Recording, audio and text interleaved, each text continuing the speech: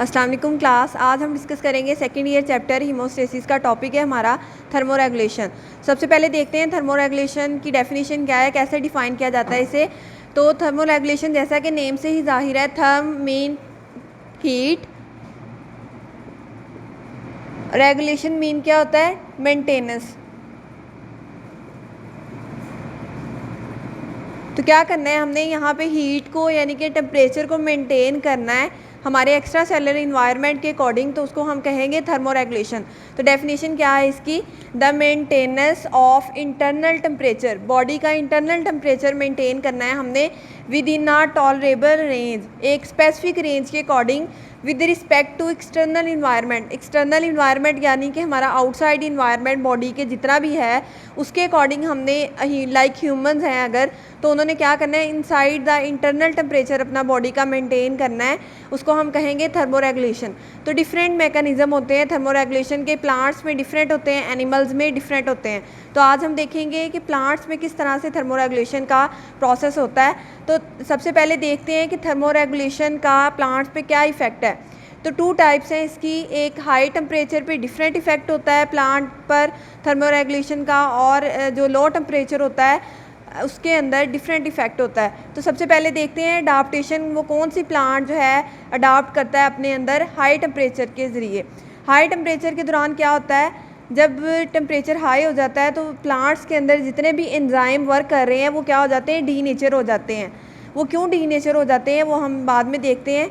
अगर वो enzyme denature हो जाएंगे तो उसका इफ़ेक्ट क्या आएगा कि वो क्या करेंगे, डैमेज कर देंगे हमारी बॉडी का जितना भी मेटाबॉलिज्म है, यानी प्लांट्स का मेटाबॉलिज्म है जिसके ज़रिए से इनकी ट्रांसपोर्ट हो रही है, ठीक है, जिसके ज़रिए से उनकी सेंसिस हो रही है, वो क्या होगी, वो डिस्टर्ब हो जाएगी। तो उनके मेटाबॉलिज्म को डैमेज कर देता है हाई टेम्परेचर। और डैमेज मेटाबॉलिज्म किस तरह होता है, एंजाइम के डीनेचर होने से।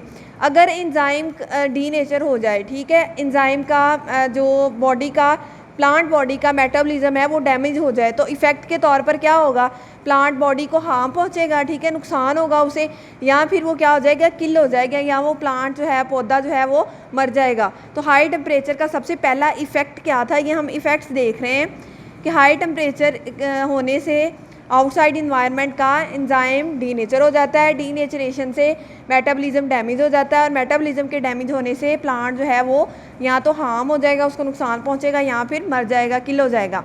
इसके अलावा ये हाई टेम्परेचर था। इसके अलावा दूसरा इफ़ेक्ट अगर हम देखें तो हॉट और ड्राई वेदर कंडीशन में, यानी कि जब टेम्परेचर बहुत ज़्यादा हाई है तो क्या हो जाएगा, प्लांट के अंदर वाटर डेफिशिएंसी हो जाएगी, पानी की कमी हो जाएगी, डिहाइड्रेशन हो जाएगी।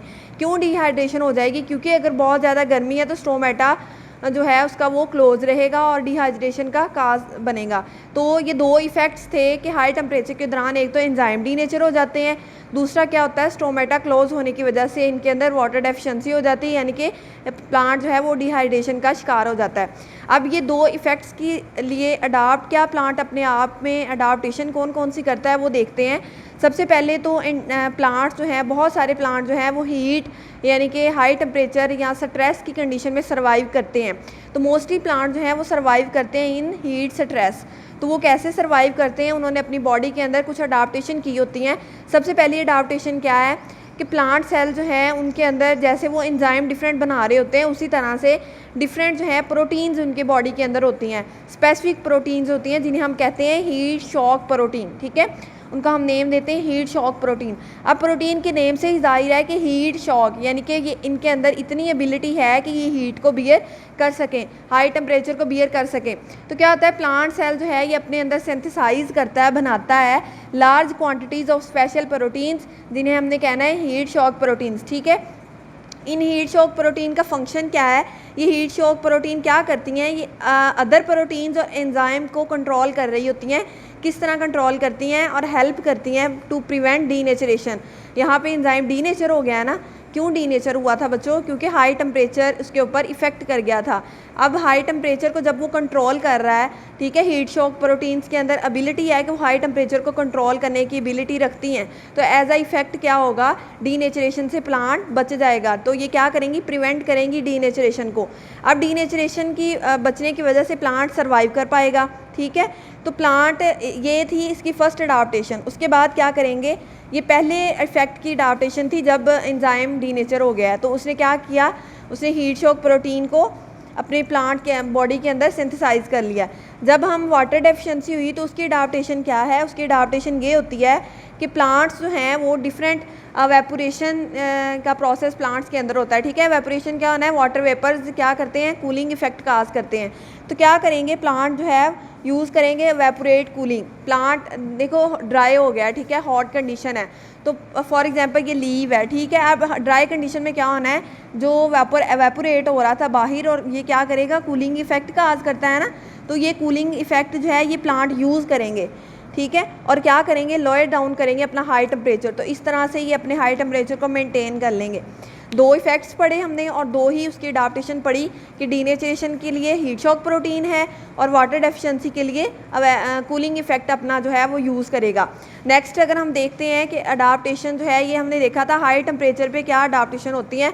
अब हम देखते हैं कि लो टेम्परेचर पे कौन कौन सी अडाप्टेशन प्लांट जो है वो करता है। तो लोअर टेम्परेचर के अंदर सबसे पहले आपको पता हो कि लोअर टेम्परेचर जब भी प्लांट का हो जाएगा तो उसके अंदर जो फ्लूइडिटी होती है सेल मेम्ब्रेन की वो इफेक्ट होती है। वो कैसे इफेक्ट होती है, कल मैंने आपको बताया था प्लाज्मा मेम्ब्रेन का स्ट्रक्चर जो है वो क्या होता है।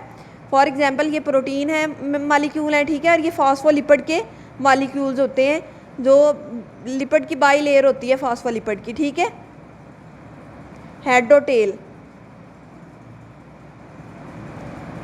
हाई टेम्परेचर के लो टेम्परेचर में क्या होता है, ये जो मेम्ब्रेन होती है ना फॉस्फोलिपिड, इनके दरमियान इंटरमॉलिक्यूलर अट्रैक्शन जो है वो बहुत ज़्यादा बढ़ जाती है।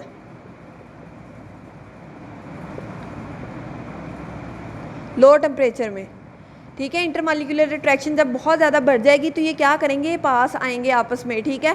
और जो अंदर इसका फ्लूइड है, यहाँ पे वाटर था, साल्ट्स थे, न्यूट्रिएंट्स थे, ठीक है, मतलब फ्लूइड जितना भी था, तो वो क्या करेंगी, उसको फ्लूइडिटी को कम कर देंगे, ठीक है। तो क्या होगा, यहाँ पे क्रिस्टल फॉर्मेशन हो जाएगी।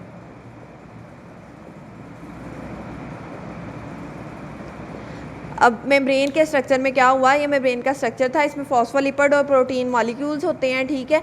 अब क्या हुआ, जब जैसे ही हाई लो टेम्परेचर हुआ तो फॉस्फोलिपिड की बाई लेयर जो हैं इनके दरमियान अट्रैक्शन इंटरमॉलिक्यूलर फोर्सेस बहुत ज़्यादा बढ़ जाती हैं। ये काइनेटिक एनर्जी को अपनी को यूज़ करते हैं। तो क्या होता है, जिसके ज़रिए से फ्लूइडिटी कम हो जाती है और क्रिस्टल फॉर्मेशन हो जाती है। तो लोअर टेम्परेचर के दौरान क्या होता है, फ्लूइडिटी सेल मेम्ब्रेन की इफेक्ट होती है। कैसे इफेक्ट होती है कि जो लिपिड है मेम्ब्रेन का, फॉस्फोलिपिड जो हैं लॉक्ड हो जाते हैं इनटू क्रिस्टलाइन स्ट्रक्चर, ठीक है। अब ये क्या करेंगे, आपस में लॉक्ड हो गए इनटू क्रिस्टलाइन स्ट्रक्चर, क्रिस्टल बना दी। अब इसने क्या किया, इफेक्ट किया ट्रांसपोर्ट ऑफ सल्यूट। जब यहाँ पे ये फ्लूइडिटी बिल्कुल ही ख़त्म हो गई है, ठीक है, ये क्रिस्टल बन गई है यहाँ पे, तो क्या यहाँ से ट्रांसपोर्ट हो सकेगी वाटर की, साल्ट की, मिनरल की? नहीं हो सकेगी। तो इस तरह क्या होता है, लो टेम्परेचर के दौरान हमारा ट्रांसपोर्ट सिस्टम जो है वो इफ़ेक्ट होता है। इसके अलावा जब ट्रांसपोर्ट स्ट्रक्चर इफ़ेक्ट होगा तो ऑटोमेटिकली सी बात है कि मेम्ब्रेन का प्रोटीन स्ट्रक्चर जो है वो भी क्या हो जाएगा, इफ़ेक्ट हो जाएगा। उसके बाद क्या होगा, इस प्रोसेस की मदद से जो नेक्स्ट इसका आउटकम आएगा वो क्या आएगा कि formation of ice crystals with in protoplasm क्या करेंगी, परफोरेट कर देंगी मेम्ब्रेन को और ऑर्गेनेलिस को, और सेल क्या हो जाएंगे, हमारे किल हो जाएंगे। अब देखो ये पूरे प्रोटीन, ये मेम्ब्रेन हमारी पूरी सेल है, ठीक है, ये फॉर एग्जांपल एक सेल है। अब इसके अंदर ये सेल की मेम्ब्रेन है, रेड वाली जो मैं शो कर रही हूँ, इसके अंदर क्या है, डिफरेंट ऑर्गेनेलिस हैं। अब जब सेल मेम्ब्रेन से बाहर ट्रांसपोर्ट ही नहीं हो रही तो क्या होगा, सारा मटेरियल क्या रहेगा, अंदर रहेगा। अब अंदर रहने से ये जो ऑर्गेनेलिस थी ये परफोरेट हो जाएंगी, इनके दरमियान सुराख बन जाएंगे, फट जाएंगी ये, तो ऑटोमेटिकली रिजल्ट में क्या होगा, सेल हमारा किल हो जाएगा। तो इसका मतलब पूरे प्लांट का स्ट्रक्चर हमारा तबाह हो जाएगा, वो हार्म होगा या किल हो जाएगा।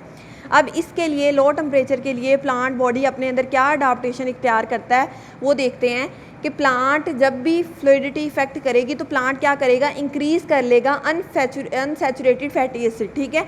अब हमें पता है two types of saturated fatty acids होते हैं, एक होते हैं सैचुरेटेड और एक होते हैं अनसैचुरेटेड। सैचुरेटेड कौन से? जिनके अंदर डबल बॉन्ड नहीं होता, जस्ट सिंगल बॉन्ड होता है, और अनसैचुरेटेड जिसके अंदर डबल बॉन्ड भी मौजूद होता है, लाइक ऑयल्स हो गए, ठीक है, डिफरेंट। तो क्या करें, ये अनसैचुरेटेड फैटी एसिड का पोर्शन जब इंक्रीज़ कर देगा तो उसके नतीजे में क्या होगा कि मेम्ब्रेन है हमारी जो, वो मेंटेन कर लेगी अपना स्ट्रक्चर और अवॉइड करेगी क्रिस्टल फॉर्मेशन को, ठीक है। जब ये सारा ऑयल की फॉर्म में होगा, लिक्विड की फॉर्म में होगा, तो क्या करेगा, ये क्रिस्टल फॉर्मेशन नहीं बनेगी। लेकिन अब इसमें भी एक मसला पेश आता है कि जब crystal formation unsaturated fatty acid बढ़ानी है, ठीक है, प्लांट ने अपने अंदर, तो इस अडाप्टेशन को बहुत ज़्यादा टाइम चाहिए, ठीक है। ये अडाप्टेशन क्या करती है, रिक्वायर्ड टाइम, क्योंकि अगर हम रैपिड चिलिंग कर देंगे तो ये मोर डिस्टर्बिंग होगी, प्लांट को ज़्यादा तबाह करेगी स्ट्रक्चर को। तो इसके लिए भी क्या होता है, प्लांट्स ने अपने अंदर डिफरेंट अडाप्टेशन इख्तियार की होती हैं। अगर हम दूसरी की रीज़न पढ़ें इसके अडाप्टेशन की, तो क्या है, प्लांट्स ऑफ कोल्ड रीजन। अब कोल्ड रीजन में कौन कौन से प्लांट्स आते हैं, हमें पता है, पाम्स आते हैं, मैपल्स हैं, रोजेज़ हैं, ठीक है, डिफरेंट फ्लावर्स आते हैं। तो ये क्या करते हैं, bring changes into the composition of solute of cell. अब ये सेल है, ठीक है, इसके अंदर प्लाज्मा मेम्ब्रेन है, डिफरेंट ऑर्गेनेलीज हैं, इनके अंदर ऑर्गेनेलीज के बाहर साइटोप्लाज्म में डिफरेंट सल्यूट की कंसनट्रेशन है, ठीक है, कंपोजिशन है सल्यूट की जो डिफरेंट होती है हर इन्वायरमेंट के लिहाज से। तो प्लांट क्या करेगा, अपने सल्यूट की कंपोजिशन को चेंज कर लेगा। वो कैसे चेंज करेगा कि साइटोसोल जो है, उसका साइटोप्लाज्म है, वो सुपर कूल होगा, ठीक है, विदाउट आइस क्रिस्टल फॉर्मेशन। हमें तो ठंडा होने, प्लांट ने क्या करना है, अपने आप को लोअर टेम्परेचर में क्या करना है, ठंडा करना है ना। तो क्या करेगा, वो सुपर कूल कर लेगा अपने विदाउट आइस क्रिस्टल फॉर्मेशन। तो अगर क्रिस्टल फॉर्म हो जाती है तो इट्स मीन कि हमारा प्लांट का स्ट्रक्चर जो है वो डैमेज हो चुका है, मर चुका है, किल हो चुका है प्लांट हमारा। लेकिन अगर वो अडाप्टेशन ये इख्तियार कर लेता है, अनसैचुरेटेड फैटी एसिड को इंक्रीज़ कर लेता है साइटोसोल में, तो क्या होगा, क्रिस्टल फॉर्मेशन नहीं होगी। इट्स मीन कि प्लांट जो है स्मूथली अपना वर्क परफॉर्म करता रहेगा और अडाप्ट अपने आप को करता रहेगा। ये प्लांट्स में था थर्मोरेगुलेशन का मैकेनिज़्म। कल हम इंशाल्लाह देखेंगे कि थर्मोरेगुलेशन एनिमल्स में किस तरह से होती है। Thank you.